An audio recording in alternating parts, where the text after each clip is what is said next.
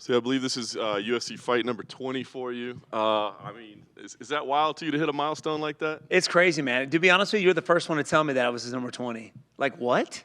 This is UFC fight 20 for me? Yeah. Shut your butt. Crazy. This is crazy. That is wild, man. Can you imagine, like, 10 years ago, because I think about it, 10 years ago, I remember your debut was the first fight of the night, right? And I mean, from there, did you at that time think, yeah, I bet I got about a decade plus here at the highest level. I see this thing panning out just like that. Had no idea, man. I mean, I came in the game fairly late in my years, right? When it comes to MMA. I mean, I was like 28 or 29. But UFC 143, man, that one actually, I remember that one very well because George St. Pierre was actually in my corner. And MC Hammer actually walked me out to the arena, which was nuts. But man, 20 fights, it's wild. 40 years old, baby. I'm not the oldest one on the card, I don't think.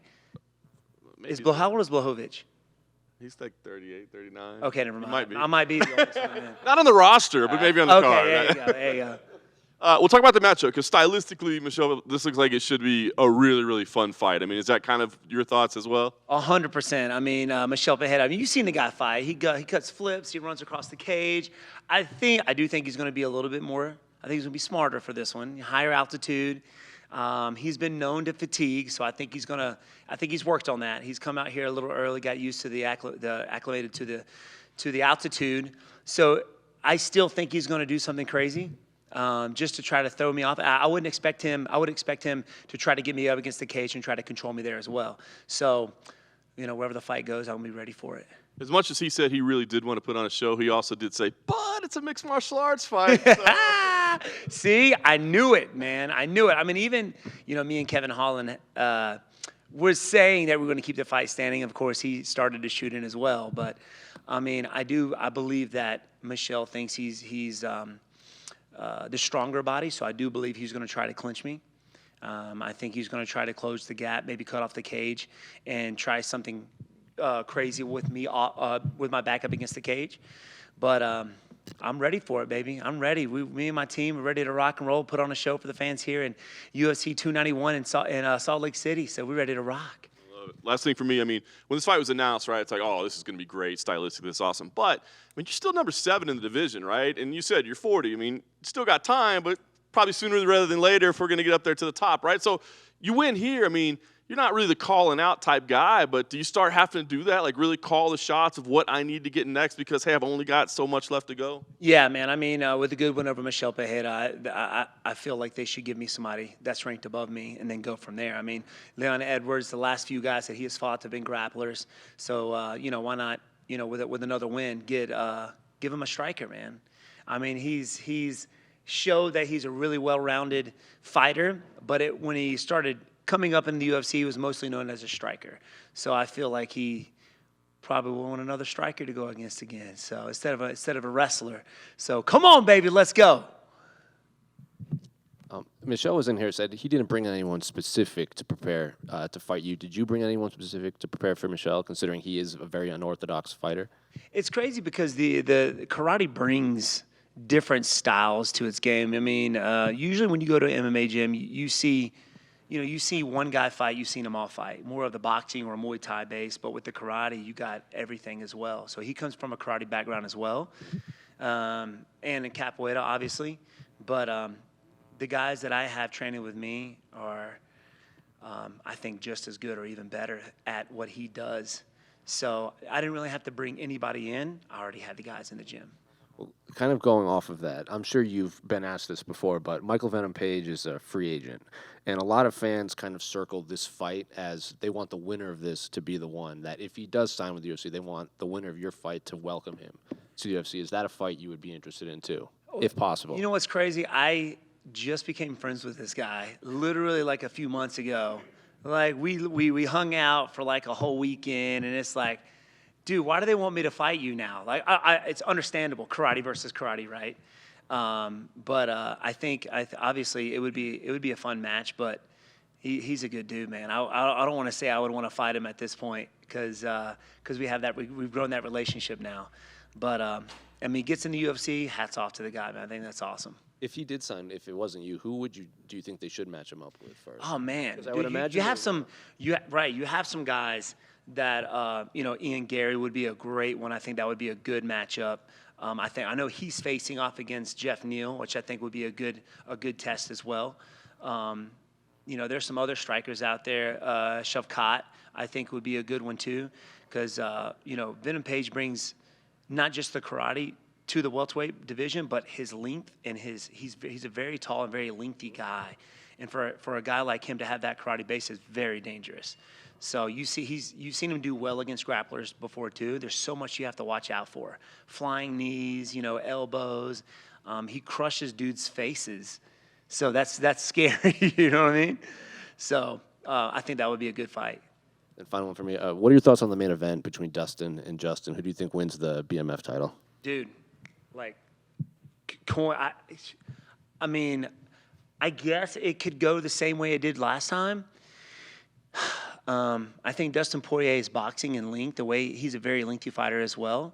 Gaethje, he's very durable, but I think he relies a little bit too much on his durability, so he takes a ton of shots, and that can get him in some trouble.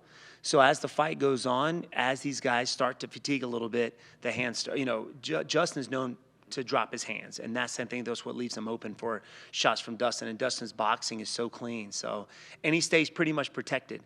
I think it can go to the same way, but like I said, man, at this top, it's like a flip of a coin.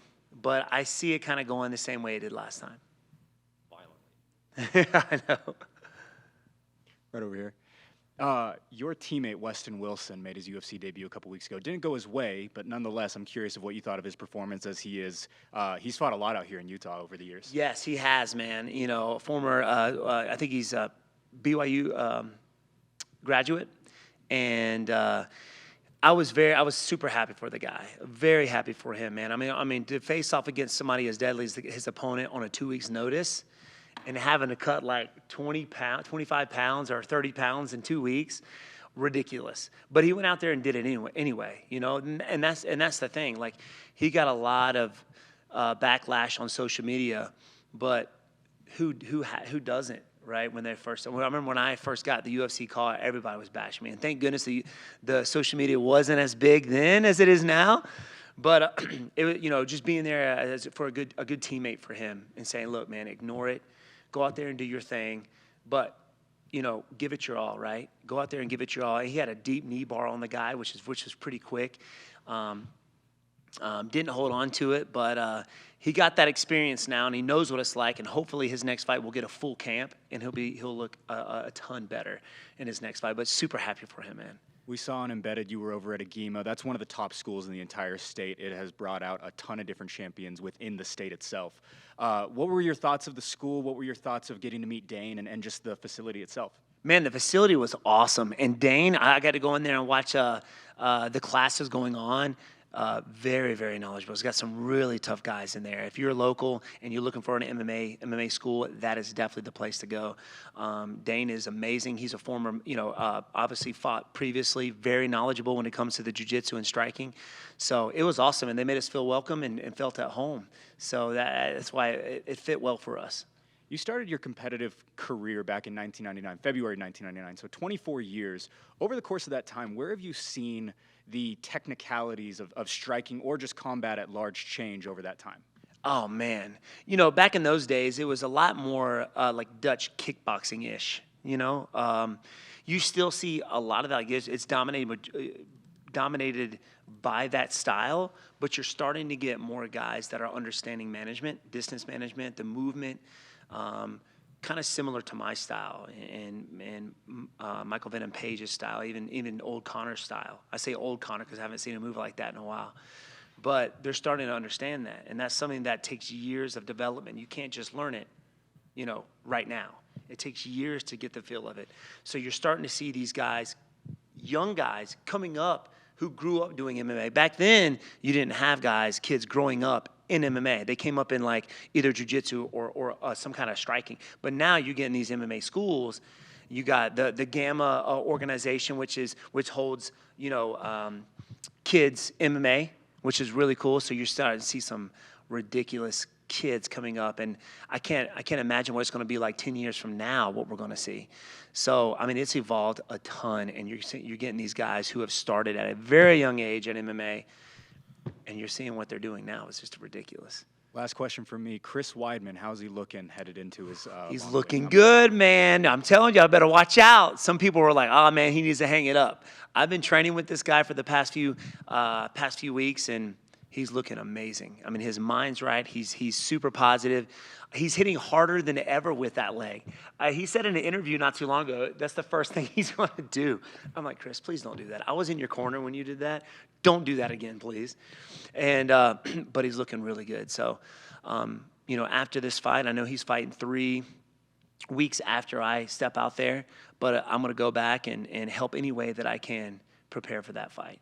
The guy doesn't take any easy fights. He's never taken an easy fight, and Brad Tavares has been in the game as long as we have, and he's very dangerous. So, I have my buddy Chris winning all day.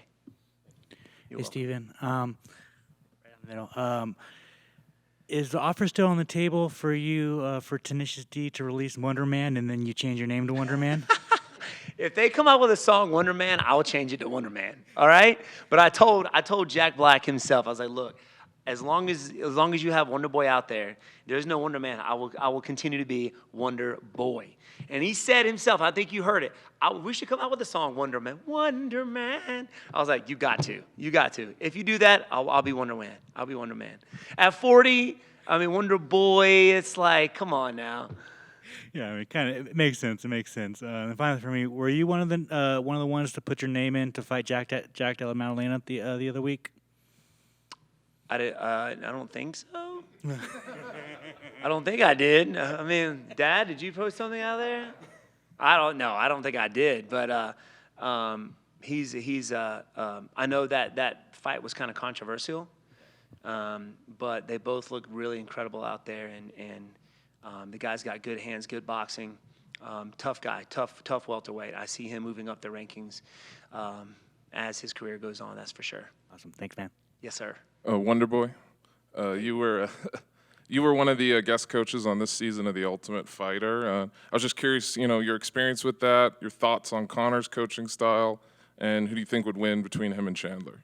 Man, it was a really cool experience. I was actually out there in Vegas at the time doing the Jose Cuervo commercial with Kevin Holland, and we ended up getting some content at the PI. And as soon as me and my brother walked in, I hear somebody call, "Yo, Wonder Boy!" I turn around, it's GSP getting a massage. I mean, not GSP, Conor getting a massage, and I was like, "What the?" I didn't want to turn around and see anything inappropriate. You know what I mean? So I turned around. He was cool, man. We chatted for a little bit, and he asked how everything's going and what's next. And that night, I went to go get dinner. We was getting ready to head back to South Carolina. I get a call from him saying, "Hey, I want you to be a guest coach." I'm like, "I'm in. Let's make it happen." But it was a really cool experience in that, we all know who Conor is. We've seen Conor. But to be able to see Conor, I think the camera didn't really get a whole lot out of was how much he cares about his guys, and his coaching. And we don't get enough of that when it comes to Conor. And he showed that he really cares about his guys winning, seeing him out there coaching those guys and them being so tuned in to what he's saying. It was just really cool. And I've been teaching my whole life pretty much when it comes to the martial arts. And to see, I know a good teacher when I see one and somebody who actually cares. My dad always told me when it comes to that, people don't really care how much you know. They only want to know how much you care. And that was him the entire time. So, I got to work with his guys. And then the next day, I got to be a part of his training session, and I got to train with him. He got to train me while I was out there, and I can just see it in him. I mean, he was fired up. He got everybody fired up, which was awesome. And that's what it takes to be a good leader. And I wish that the camera got more of that, when it came to the show. So it was really cool, man. Really cool. So who do you think's going to win that? Oh, man. Oh, my goodness. If they do fight, I don't even know if it's going to happen, but if they do fight, I think it would be I don't know, man. I think if Conor gets back to his roots of movement, right? Not just his boxing stance, but his movement. I think he could go the same way as it did was it Chad Mendez? Who was it? Who did he fight? think it was Chad. And I know. I think Chandler will come out very aggressively looking for the takedown. But Conor, man, I don't know if you've seen his hands, but he's got some mitts on him. Like his fist is like twice the size of my fist. It's ridiculous. He hits you. No wonder. I look at his fist. I was like, no wonder when you touch dudes with that hand, they go out. But oh man, I do believe Conor could win the fight. That's for sure. Awesome. Thank you. You're welcome. Stephen over here. First of all, to break some bad news to you, you are 13 days older than Jan. So I'm sorry. Son about of a. Son of, really? Am I 13 days older than him? So he's still 40. He is. Okay. Yeah. Well, I'm the oldest guy on the fight card this weekend.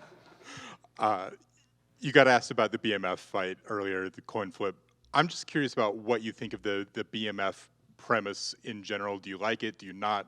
Some people think it's gimmicky. Other people think, hey, man, it helps establish a legacy. Just where do you come down on that? Yeah, I think it is kind of gimmicky. I mean, what does it really do for the UFC? But just put people in the seats, I guess, for people fight for it. I mean, at this point, it's like kind of being held up there as like a champion, and it's not. I don't even know what it is. I mean, you're not the meanest dude. You're just the baddest dude. If you're just the best fighter, why don't I fight for it then? Or anybody. I don't get it, but it puts people in the seats, and people are excited to see that happen and it being passed down. The question is, who really has the BMF now, right? Because Masvidal lost to, who did he lose to? Who was it? Should be Leon. Yeah, it should be Leon right now, right? Because he beat Gilbert. Yeah, so it should be Leon. So it should be a Leon. I heard Masvidal's in the house. I don't know if he's here this weekend, but I heard he is, to pass it on. But that was one fight I really wanted to see, was Masvidal and Leon. But, yeah, man, it's kind of gimmicky, but people like it. Now, if they had an NMF belt, I mean... Yeah, Yes, speaking sir. of Leon, who do you think is going to win out of Leon and Colby? Oh, I got Leon winning it, man. I mean, you saw what Usman did to Colby the last two fights, right? Colby is not a big welterweight. Leon is a fairly big welterweight, a lot bigger than Colby. Colby's known for his cardio, but Leon showed in his last two fights that he's got the cardio with the best of them, right? And he's got the grappling to defend the takedown and get back up. Kamaru's a very strong wrestler. I think he's a lot stronger than Colby. So if Usman couldn't hold Leon down, I don't think Colby could. I think the fight stays standing and Leon picks him apart. That's kind of what I'm seeing from the fights that I've seen these guys face Usman in, right? And the thing is, like, it doesn't matter if it's first round or last round. You have to, watching his first fight with Colby, you have to be, you can't take this guy lightly as the fight goes on. He's dangerous every step of the way. When you think he was going to lose the fight and he throws that two-head kick, man, out of nowhere, puts him to sleep, that affects everybody in the division. Everybody's got to watch out for that now, right? So that's what makes Leon dangerous, is he's improved with everything. I mean, he's the only guy, I think, who's taken Usman down and controlled him for a round. Nobody's done that. So I don't see Colby having anything for him. Just the cardio bitch, just being in his face, but that's it. We good to go, guys? Sweet. Thank y'all, man. Appreciate y'all.